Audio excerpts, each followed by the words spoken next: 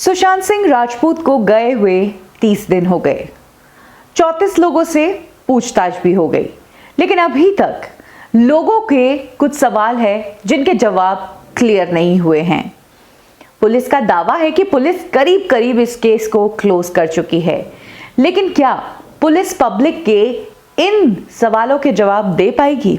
तो आज हम बात करेंगे सुशांत सिंह राजपूत के डेथ से जुड़े उन सवालों के बारे में जो उनके जाने के 1 महीने बाद भी अनआंसर्ड है, जिनका जवाब अभी तक नहीं मिल पाया है। क्या है वो सवाल? चलिए मैं बताती हूं।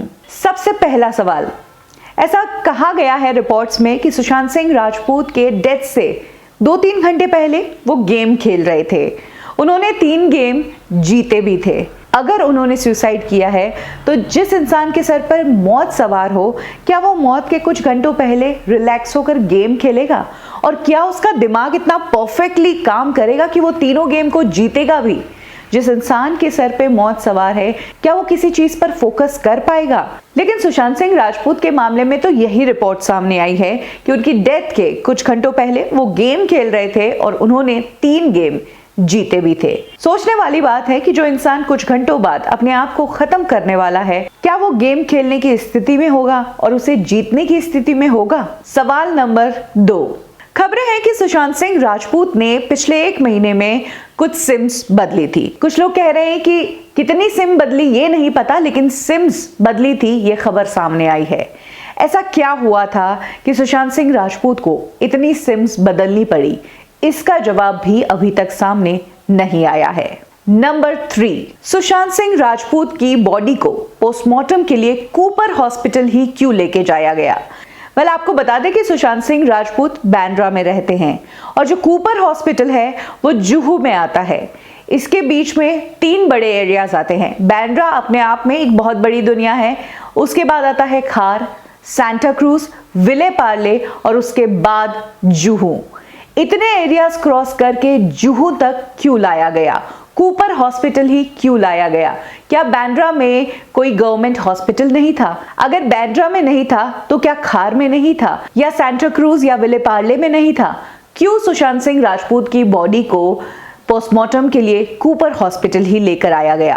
आपको बता दें कि जिस वक्त सुशांत सिंह राजपूत की बॉडी को उनके फ्लैट से निकालकर एम्बुलेंस में रखा जा रहा था, तब पीछे खड़ा एक आदमी जोर जोर से कह रहा था कि लीलावती हॉस्पिटल लेकर जाना है। फिर खबरें थी कि बांद्रा के भाभा हॉस्पिटल में ही लेकर जाना है, लेकिन बाद में पता चलता है कि सुशांत सिंह राजपूत की बॉडी को बांद्रा से खार, Santa cruise, Vile Parle cross करते हुए कूपर हॉस्पिटल लेकर आया जाता है और वहीं पर उनका पोस्टमार्टम करवाया जाता है। क्या जरूरी था कि कूपर हॉस्पिटल में ही पोस्टमार्टम करवाया जाएगा? क्या कोई और पास में गवर्नमेंट हॉस्पिटल नहीं था? भाभा हॉस्पिटल गवर्नमेंट हॉस्पिटल ही है जो कि बांद्रा में है। ऐसे में लोगों का यह भी सवाल है कि क्यों कूपर हॉस्पिटल लेकर जाया गया? आपको बता दें कि दिव्या भारती और परवीन बाबी के पोस्टमार्टम भी वहीं पर किए गए थे। सवाल नंबर 4, सुशांत सिंह राजपूत ने मरने से पहले 10:15 बजे अपना नाम गूगल पर सर्च किया, अपने बारे में खबरें पढ़ी, रिपोर्ट्स पढ़ी, नेगेटिव पॉजिटिव अपने स्टारडम की सारी खबरें पढ़ी। एक बार फिर से यही सोचने वाली बात है कि जिस इंसान के दिमाग में ये हो कि कुछ ही पलों में मुझे कुछ ऐसा करना है जिससे मैं अपना जीवन खत्म कर रहा हूं, अजीब नहीं लगता है ये सुनना कि वो इंसान मरने से 2 घंटे पहले अपना नाम गूगल पर डालकर अपने बारे में पढ़ रहा है? ये वो काम है जो अक्सर लोग फुर्सत में किया करते हैं, जब उनके पास कोई काम नहीं होता है या बोर हो रहे होते हैं, तो ऐसे ही चेक करने के लिए। लेकिन सुशांत सिंह राजपूत अपने मरने के कुछ ही घंटों पहले गूगल देख रहे थे और अपने बारे में पढ़ रहे थे, और कुछ ही घंटों बाद खबर आती है कि उन्होंने खुद को फांसी लगा दी है। तो ये भी एक सवाल है, एक डाउट है लोगों का कि ऐसा कैसे हो सकता है। इस पर भी अभी तक क्लैरिटी नहीं आई है। सवाल नंबर 5, इस सवाल के बारे में काफी लोगों ने आवाज उठाई है कि पुलिस ने बिना जांच पड़ताल किए सिर्फ सुशांत सिंह राजपूत को उनके रूम में फांसी के फंदे पर लटका देखा और सुसाइड घोषित कर दिया। पुलिस ने उनके सामान नहीं चेक किए, पूछताछ नहीं की, सुसाइड नोट बरामद नहीं किया और उससे पहले ही इस मामले को सुसाइड घोषित कर दिया, बिना चेक किए, बिना पोस्टमार्टम की रिपोर्ट आए। यानी कि ऐसा कहा जा रहा है कि पुलिस ने जल्दबाजी की सुशांत सिंह राजपूत की मौत को सुसाइड डिक्लेयर करने में। तो इस पर भी जनता का सवाल है कि पुलिस ने बिना जांच पड़ताल किए पहले ही इस मामले को सुसाइड का नाम कैसे दे दिया। छठा सवाल इस मामले में यह है कि सुशांत सिंह राजपूत के घर पर एक रात पहले उनके दो दोस्त आए थे। उन्होंने दोस्तों के साथ टाइम स्पेंड किया था, उनके साथ डिनर किया था, उनके साथ बातें की थी। घर में अच्छा माहौल था। सुबह भी सुशांत सिंह राजपूत अपने रेगुलर रूटीन टाइम से उठते हैं, वो बाहर आते हैं, बात करते हैं, जूस पीते हैं, जो उनका रोज का टाइम है। यानी कि माहौल सब कुछ नॉर्मल था, जैसा कि हर रोज होता है। जो इंसान कुछ घंटों बाद ऐसा डिसीजन लेने वाला है, क्या वो इतना नॉर्मल रह सकता है? सातवां सवाल, पुलिस ने ये कैसे मान लिया कि सुशांत सिंह राजपूत के गले में जो फंदा है, वो फंदा उन्होंने खुद ने पहना या उन्हें किसी ने पहनाया? क्या पुलिस ने उस फंदे पर जो फिंगरप्रिंट्स थे वो लिए? बिना इन्वेस्टिगेशन किए, बिना किसी के फिंगरप्रिंट्स लिए, बिना उस कपड़े की जांच किए हुए पुलिस ने कैसे कह दिया कि सुशांत सिंह राजपूत ने खुद को फांसी लगा दी है? हो सकता है कि किसी और ने उनके गले में ये फंदा डाला हो, जो कि क्वाइट पॉसिबल है। तो इस पर भी अभी तक कोई भी जवाब नहीं आया है। लोगों को इस सवाल के जवाब का भी इंतजार है। सवाल नंबर 8, अक्सर ऐसा देखा गया है जो आम सुसाइड के केसेस होते हैं, उसके अंदर जब भी कोई सुसाइड करता है तो उसके गले पर या तो वी मार्क आता है या यू मार्क आता है। लेकिन सुशांत सिंह राजपूत के मामले में ऐसा नहीं था। उनके गले पर ना वी मार्क था ना यू मार्क था। इसके अलावा सुसाइड के बाद अक्सर जो चेहरे के हाव भाव होते हैं, आंखें बाहर आना या मुंह के जो दूसरे हाव भाव होते हैं, वो भी वैसे नहीं थे। तो फिर कैसे मान लिया जाए कि ये एक सुसाइड ही है?